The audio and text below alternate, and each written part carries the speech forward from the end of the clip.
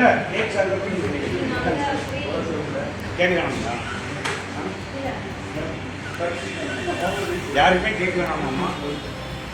ரொம்ப சந்தோஷம். கேக் மிச்சம். நான் என் பிரச்சனை கொண்டு போய் கொடுப்பேன். என் வண்டி அவ்வளோதான். 100 நாள் தான் ஆச்சு சர்வீஸ் கொடுத்து. தேங்க்யூ.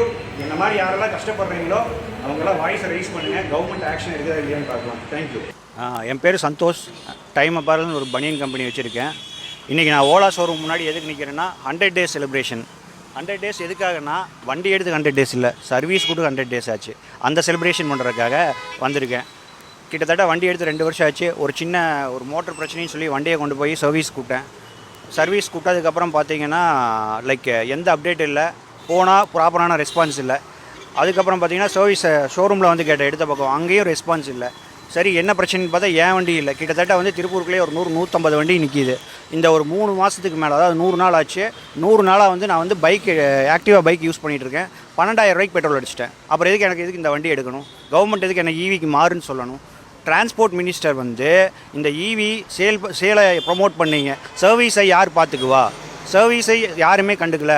இது என்னோடய ஃபஸ்ட்டு பிரச்சனை கிடையாது. நிறைய பேர் இந்த மாதிரி இஷ்யூ சொல்லியிருக்காங்க ஓலாவை. ஓலா இன்னும் வண்டி விற்றுட்டு தான் இருக்கான். ஆனால் விற்ற வண்டிக்கு, ரிப்பேர் ஆன வண்டிக்கு இது வரைக்கும் சர்வீஸ் கொடுக்கல. கவர்மெண்ட்டும் எந்த ஆக்ஷனும் எடுக்கலை.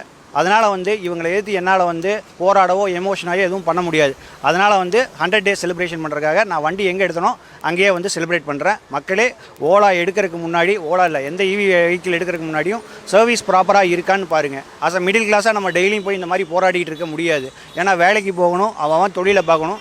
அப்போ தான் நம்ம சர்வைவே பண்ண முடியும். நன்றி. தேங்க்யூ. நீங்கள் ஓலா ஷோரூமில் போய் விட்டது சர்வீஸ் பற்றி மேனேஜர்கிட்ட கேட்டீங்களா? ஏன் இவ்வளோ டிலே ஆகுது என்ன ஏதுன்னு மேனேஜர்கிட்ட கேட்டீங்களா? இல்லை அவங்க உள்ள யாரும் கேட்டது கேட்டிங்களா?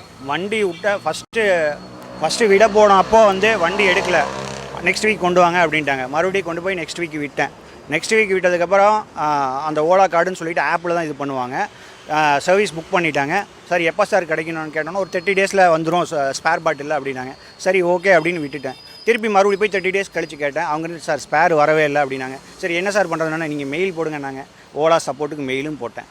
அவங்க என்ன ரிப்ளை போட்டாங்கன்னா, ஆஸ் யூஷுவல் கண்டிப்பாக உங்களோட பிரச்சனை தீர்வு பண்ணப்படணும்னு மெயிலில் ரிப்ளை கொடுத்தாங்க. ஆனால் டேஸோ எவ்வளோ நாளில் டெலிவரியோ கொடுக்குன்னு யாருமே மென்ஷன் பண்ணல. எனக்கு தெரிஞ்சு கவர்மெண்ட் வெஹிக்கிளோட சட்டம் எப்படி இருக்குன்னு தெரில. ஒரு வண்டியை சர்வீஸ் விட்டோம்னா எவ்வளோ நாளில் கஸ்டமருக்கு திருப்பி கொடுக்கணும் அப்படின்னு தெரில. நான் ரோட் டேக்ஸ் கட்டியிருக்கேன், வண்டியை டேக்ஸ் கட்டி தான் எடுத்தேன். ஆனால் 100 நாள் வண்டி ஹோல்ட் ஆகி சர்வீஸே நிற்கிது. அப்போ என்ன கவர்மெண்ட் எனக்கு திருப்பி தந்துருமா? இல்லை ஓலா அதுக்கு ஏதாச்சும் பண்ண போகுதா? என்னோட காசு தான் போச்சு. என்னோட காசு இல்லை. இந்த ஓலா வண்டி எடுக்கிறவங்க அப்பர் மிடில் கிளாஸோ இல்லை அதுக்கு மேலே இருக்கவங்களோ கிடையாது. நம்மள மாதிரி மிடில் கிளாஸ் தான் எடுக்கிறோம். அப்போது நம்மளோட நிலைமை என்ன? யார் இதுக்கு ஆக்ஷன் எடுப்பா? டிரான்ஸ்போர்ட் மினிஸ்டர் இதுக்கு பதில் சொல்லுவாரா? ஆர்டிஓவில் போயோ இல்லை ஒரு கவர்மெண்ட் ஆஃபீஸில் போய் நம்ம அவங்கள கேள்வி கேட்க முடியுமா? அதை பற்றி சார் என் வண்டி நிற்கிது, அங்கே போய் கேளுப்பா அப்படின்னு தான் சொல்லுவாங்களோ தவிர, அங்கே போய் பாரு இங்கே போய் பாருன்னு தான் சொல்லுவாங்களோ தவிர யாருமே ஆக்ஷன் எடுக்க மாட்டாங்க. இது என்னோடய வண்டிக்காக நான் பேசுகிறேன். அதே மாதிரி தான் ஒவ்வொருத்தரும் அவங்கவுங்க வண்டிக்காக பேசி ஆகணும். ஏன்னா யார் மிடில் கிளாஸ்க்காக போராட மாட்டாங்க. சம்மந்தமே இல்லாத போராட்டம் தான் பண்ணுவாங்க. சம்மந்தமான அதாவது ஒவ்வொரு மிடில் கிளாஸும் பாதிக்கிற போராட்டத்தை பற்றி யாரும் பேச மாட்டாங்க. நம்ம போராடிங்க. எனக்கு என்ன எமோஷன் டச் ஆச்சுன்னா, என் வீட்டில் கேட்குறாங்க வண்டி என்னாச்சுன்னு என் பையன் கேட்குறான் வண்டி என்னாச்சு, ஏப்பா சர்வீஸ் விட்டே வண்டி வந்துருச்சான்னு கேட்குறான்.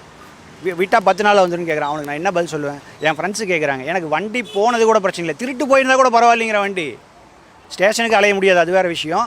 திருட்டு போயிருந்தால் கூட வண்டி போச்சுன்னு முடிவு பண்ணிடலாம். சர்வீஸில் விட்ட வண்டி 100 நாளாக வரலைன்னா அப்போ நான் என்ன பதில் சொல்லுவேன்? இந்த சொசைட்டியில் ஒரு மிடில் கிளாஸ் எப்படி வாழ்கிறது?